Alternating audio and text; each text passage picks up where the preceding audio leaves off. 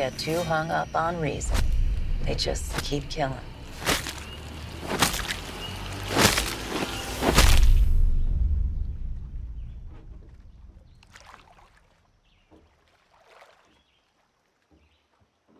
Hi, Lauren. Jeff in Las Vegas. Good morning. Hi, Jeff. Good to see you. Good morning. Listen to your time difference. Where are you at today? We're in New York. Oh, you're in New York. Oh, one of my favorite cities. I love New York. Yeah, New York, New York. So nice. You named it twice. All right, Lauren, you ready for this? I'm Generation X. Absolutely. Oh, it's summer of 1981. I was 14 years old. I saw Friday the 13th, part two. And I have to say, you were my crush for the rest of the summer. I'm so thrilled to see you today. I'm blushing. I'm blushing. Where are my brown undies? So I'm geeking out today. So thank you so much for joining me. And do you ever get tired of talking about your legacy? Because it's just such an amazing time in cinema in the 1980s.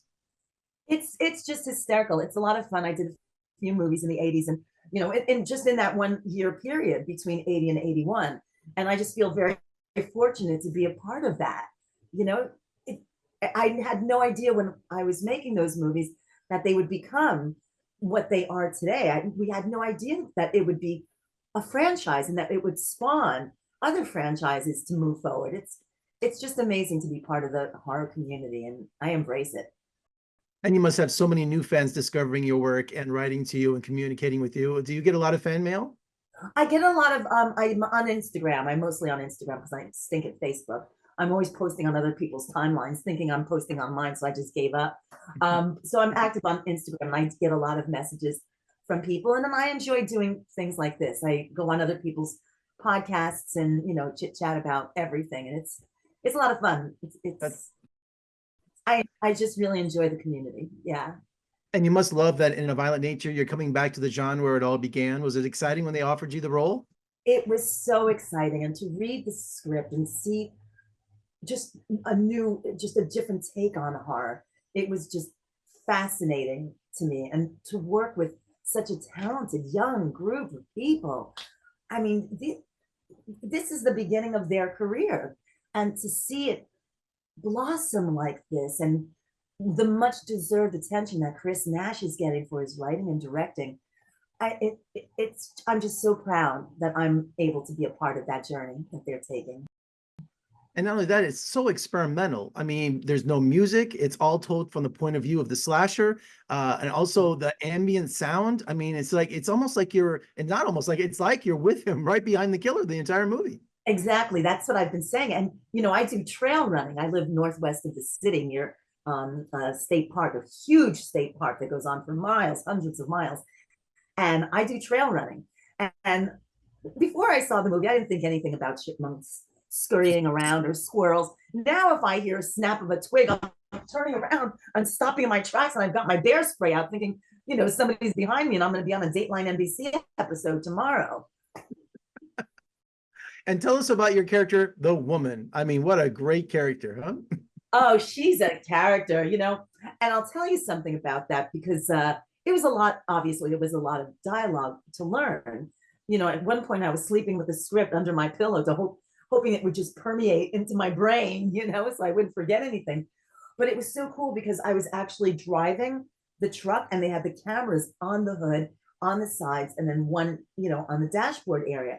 So I had to be so incredibly focused in telling this story, that it just seemed very natural to be doing this and driving and just talking about this bloody incident and how stuff just happens like that in nature. It was really incredible to be able to experience that. I was going to say, you're such an important part of setting up the movie, and you did it brilliantly. Oh, thanks. It's all Chris. It's all Chris Nash, because I went in there with my New Yorkness about me, Mhm. and he said, "Whoa, whoa, whoa, whoa, whoa, let's scale." Usually, directors are like, "Give me more, give me more, give me more," but in this case, it was like, "Nope, nope, nope. Scale it way back." She has been there, done that, seen it. You don't try to get into making blood sound like blood. Just play it cool. She's a cool customer, and she lives in the woods. Hey. Well, this movie's been, Enjoyable. yeah, of course. And this movie's been making its round to all the film festivals, starting with, Sundance Film Festival at the midnight selection. I've been attending Sundance for years. I didn't have a chance to see it this year, but did you have a chance to attend the screening at Sundance?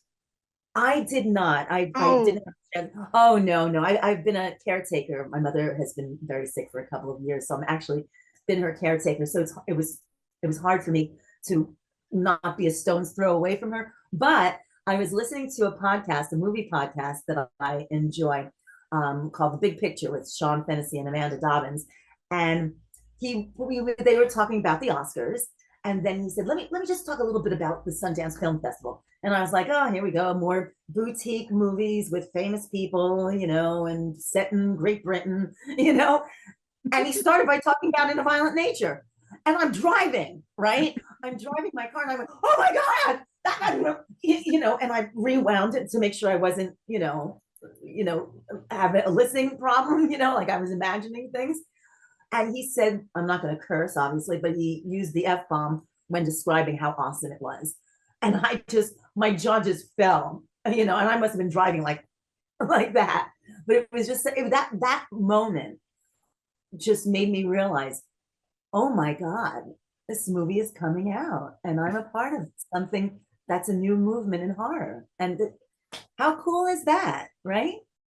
yeah, especially with your legacy, what an incredible legacy you have too. Also, finally today, do you attend many horror conventions? Do you go out and meet your fans in person? I do. I don't have any scheduled for this year. Like I said, the past couple of years have been a little tough, but I'm hoping come the summer, everything's back to normal again, but I'm hoping that I'll be able to get out there and meet new fans too, because like I said, the horror community, it's just one big hug. And it's like yesterday when you see some of the people. I mean, I see a lot of few people at the same people at different conventions, and some of them have become friends, and it's just a great community to be in. Thank you. You have an amazing legacy, and I totally connect with you too, because I moved in and took care of my mom for over a decade. She had Alzheimer's, so I was her caretaker too, and I wouldn't do it any different, so thank you so much for joining me today, and good luck, and let's talk again soon. It was such a thrill. Appreciate it. Thank you so much. Let's do it again. Yeah.